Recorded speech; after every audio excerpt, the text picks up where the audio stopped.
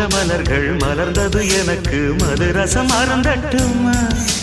விடுகின்ற வரையில் முடிகின்ற வரையில் கவிதைகள் எழுதட்டுமா முத்தம் என்ற கடலில் முத்து குளிப்போமா அழகு அழகு ஓ நீ நடந்தால் நடையழகு அழகு நெருங்கி வரும் இடையழகு அழகு